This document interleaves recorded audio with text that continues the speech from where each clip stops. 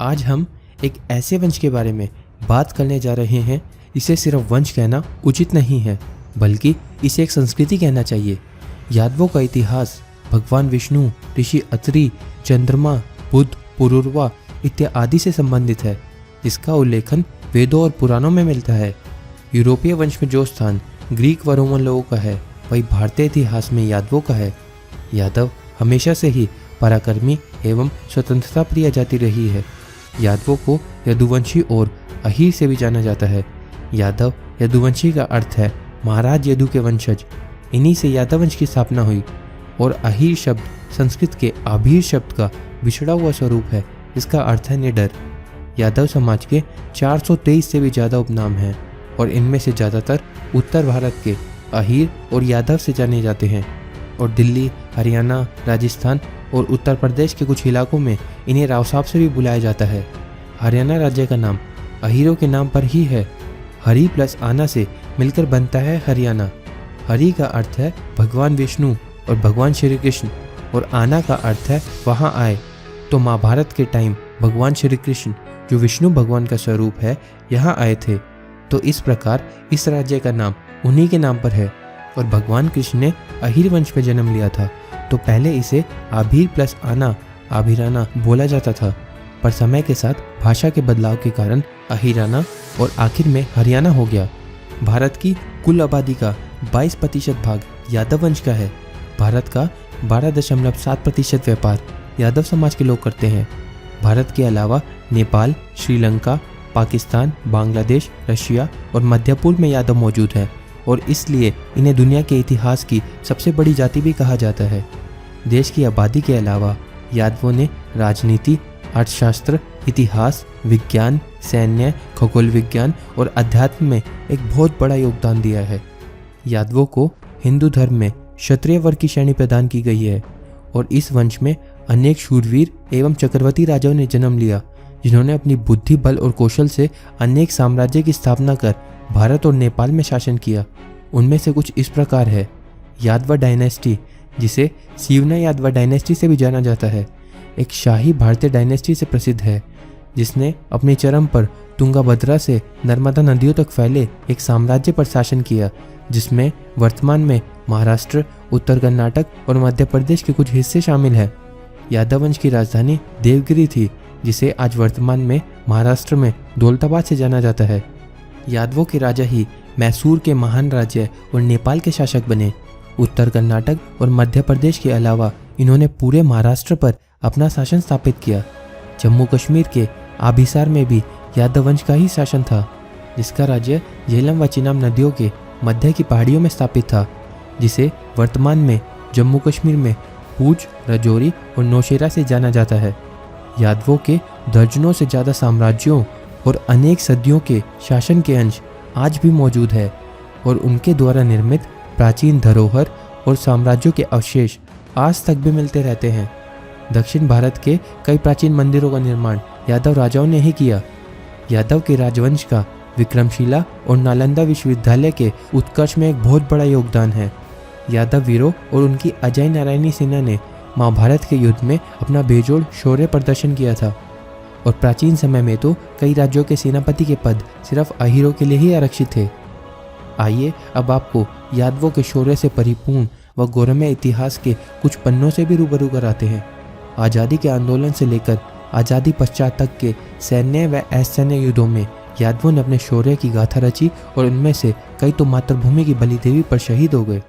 सन 1739 में east India company के विरुद्ध सर्वप्रथम कटलापुरम उर्फ तमिलनाडु के यादव वीर अलगमुत्तु कोंड ने विद्रोह का झंडा उठाया और पहले स्वतंत्रता सेनानी के गौरव के साथ युद्ध करते हुए वीरगति को प्राप्त हुए।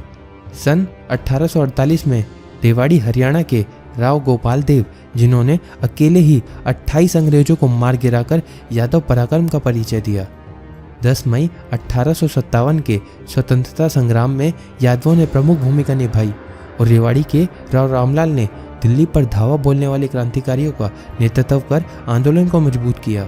18 नवंबर 1857 को स्वतंत्रता क्रांति के प्रमुख नायक रेवाड़ी नरेश राजा राव तुलाराम ने नारनौल हरियाणा में जनरल गोराल और उनकी सेना को जमकर टक्कर दी और इसी युद्ध के दौरान राव कृष्ण गोपाल ने कोराल्ट के हाथी पर अपने घोड़े से आक्रमण कर कोराल्ट का सर तलवार से काटकर अलग कर दिया और आंदोलन को गति प्रदान की। 18 नवंबर 1962 में भारत चीन युद्ध के दौरान यादव सैनिकों का पराक्रम व बलिदान भारत में आज तक सराहनीय माना जाता है, जिन्होंने अपने प्राणों की आहुति देकर राष्ट्र के मान सम्मान और गौरव को बढ़ाया। और तब विश्व इतिहास में ऐसा पहली बार हुआ कि किसी विरोधी सैनिक देश ने दूसरे देश के सैनिकों के शौर्य की तारीफ की हो। 13 कुमाऊं रेजिमेंट, जिसका दूसरा नाम वीर अहिर भी है, के 114 सैनिक जो वीरगति को प्राप्त हुए थे, उन्होंने चीन के 1300 से भी ज़्यादा सैनिकों को मार गिराया था और युद्ध विराम के लिए मजबूर कर दिया था। और इन्हीं यादव वीरों की याद और सम्मान में चुशूल से 12 किलोमीटर की दूरी पर एक स्मारक बनाया गया, जिसमें सभी वीर सैनिकों के नाम अंकित किए गए और रेजांगला में ही अहिर धाम की स्थापना भी की गई। दोस्तों, अब जानते हैं यादव वंश की उत्पत्ति और भगवान श्री कृष्ण के यादव कुल में जन्म के बारे में। संसार के महानतम वंशों में से एक यादव वंश बहुत विशाल है।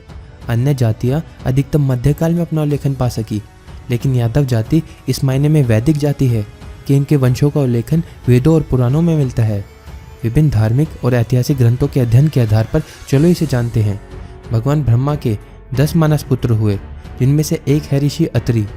ऋषि अत्रि से चंद्रमा का जन्म हुआ और चंद्रमा से चंद्रवंश चला, और इसलिए यादवों को चंद्रवंशी क्षत्रिय भी कहा जाता है।